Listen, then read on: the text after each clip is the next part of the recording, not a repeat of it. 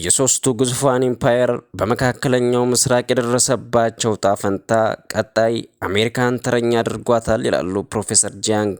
በዓለማችን ላይ ከታዩ አስፈሪና ግዙፋን ኢምፓየሮች በየትኛውም ምድራዊ ኃይል ይወድቃሉ ተብሎ ያልታሰቡ በኒውክሌር የታጀቡ በዓለም ታይቶ የማይታወቅ ግዙፍ ወታደራዊ አቅም ያሳዩ ኢምፓየር ታይተዋል። ታዲያ ዓለማችን ካየቻቸው ሶስቱ ኢምፓየሮች በማይታይና በማይገመት ሁኔታ በተመሳሳይ መልክዓ ምድር፣ በተመሳሳይ ተራሮች፣ በተመሳሳይ ህዝቦች ኢምፓየሮች ውድቀታቸውን ተከናንበዋል። እነዚህ ህዝቦች ወታደራዊ አቅማቸው ደካማ፣ ራሳቸውን እንኳን መከላከል አቅም የሌላቸው ህዝቦች እንዴት የነዚህን ግዙፋን ኢምፓየር ማለትም ሶቪየት ህብረት፣ ብሪቲሽ ኢምፓየር፣ ኦቶማን ኢምፓየርን ለውድቀት ይዳርጓቸዋል ነው ጥያቄው። እዚህ ላይ ታሪክን ወደ ኋላ መለስ ብለን መቃኘት ግድ ይሆንብናል። በ1979 ከዓለም ታሪክ ታይቶ በማይታወቅ አርሚ የተገነባችው ሶቪየት በተደራጀ ወታደራዊ አቅም በአየር በመሬት አፍጋኒስታንን ወረረች። በዚህ ዘመቻ አፍጋኒስታን ይህን ግዙፍ ጦር የምትመከትበት ኃይል አልነበራትም። አፍጋኒስታን የወደቀባትን መዓት መቀበል ብቻ እጣ ፈንታዋ ብቻ ነበር። ታዲያ ሶቪየት 10 ዓመታትን ያክል በአፍጋኒስታን ብትቆይም አሜሪካን ሶቪየት ህብረትን ለመጣል ባላት ብርቱ ጉጉት የአፍጋን ሙጃሂዶችን በማጠናከርና እርዳታን በመስጠት ድጋፏን ቀጠለችበት። ሶቪየት በ1989 አፍጋንን ለቃ ወጣች። ታዲያ በዚህ ሰዓት ሶቪየት ከ15000 በላይ ወታደሮቿን በሞት አጣ ነበር። ከ50 ሚሊዮን ዶላር በላይ የኢኮኖሚ ውድመትም ደርሶባት ነበር። ይህ ሁሉ ሲሆን አሜሪካ አይታለች፣ የተራራ ሙጃሂዶችን ተመልክታለች። ተመሳሳይ ተራራ፣ ተመሳሳይ ሙጃሂዶች ያሉበትን ሶቪየት በወጣች በ12ኛ ዓመት አሜሪካን አፍጋንን ወረረች።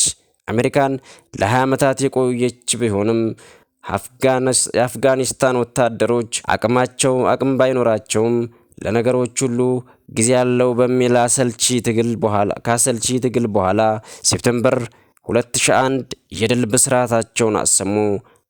በታሊባን አፍጋኒስታን 20 ዓመታትን ቆይታ 2 ትሪሊዮን ዶላር ገደማን አጣ።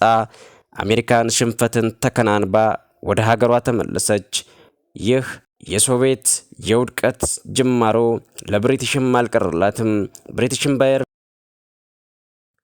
ይህ በመካከለኛው ላይ የተከሰተው የውድቀት የሶቪየት ህብረት ውድቀት ለእንግሊዝም አልቀረላትም። የስዊዝ ካናልን ከገነባች በኋላ የውድቀቷን መነሻ ብስራት ሆኗል። በዛም የውድቀቷ መጨረሻ ሆኖ ቀርቷል። የኦቶማን ኢምፓየር እንዴት 600 ዓመታትን ያክል ይዘውት ሚድል ኢስት ላይ የቆዩትን እንዴት ሊሸነፉ ቻሉ ሚል ጥያቄ ሊነሳ ይችላል። አዎ እውነትም ጥያቄው ተገቢ ነው።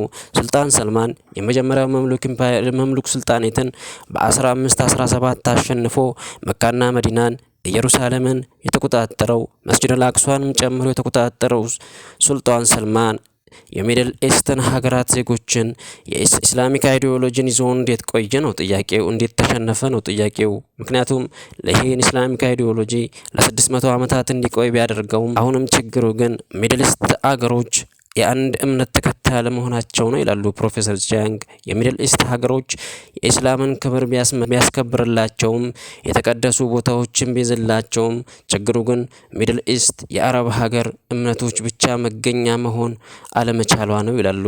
በ1917 የሳይክስ ስምምነትን እንግሊዞች ከፓሌስታይን ቦታ ወስደው ለእስራኤሎች ለመስጠት የተስማሙትን ስምምነት ተከትሎ ኦቶማን ኢምፓየር የመውደቅ ብስራት ዜናው ተሰማ ይላሉ ፕሮፌሰር ጂያንግ። ሶስቱ ኢምፓየሮች የሰሩት ተመሳሳይ ስህተት 3 ስህተቶች አሉ ይላሉ። እነዛም ስህተቶች አሉ ፕሮፌሰር ጂያንግ።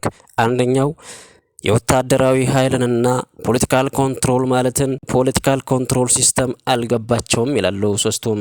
ሁለተኛው ሚድል ኢስት የሚዋጉበት መንገድ አለማወቃቸው ነው ይላሉ። ይህም ጂኦግራፊካሉን፣ ካልቸሩን፣ ሃይማኖቱንና ጊዜን ይጠቀማሉ ሚድል ኢስቶች።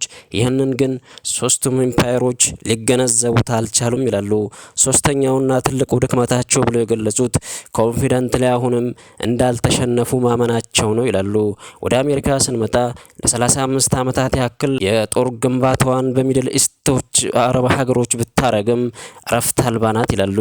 በሊቢያ፣ በሲሪያ፣ በአፍጋኒስታን የደረሰባትን ለመነሻነት ያጣቅሳሉ ፕሮፌሰር ጃንግ።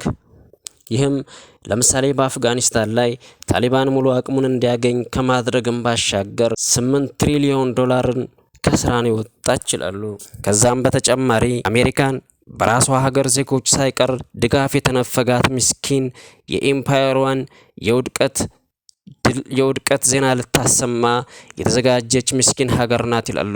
ምክንያቱም 40% የሚሆን ብቻ የሀገሪቷ የአሜሪካ ዜጎች ብቻ የደገፏት ምስኪን የጦር ዘማች ናት በማለት ያዝኑላታን ፕሮፌሰር ጂያንግ። ውድና የተከበራችሁ ቤተሰቦቼ ይህን ቪዲዮ ከተመቻችሁ እኔ ብርታት ነውና ሰብስክራይብ በማድረግ ላይክ በማድረግ ድጋፋችሁን አሳዩኝ። በቀጣይ እስክንገናኝ ሰላም ለሀገራችን፣ ሰላም ለዓለማችን ይሁን ብያለሁ።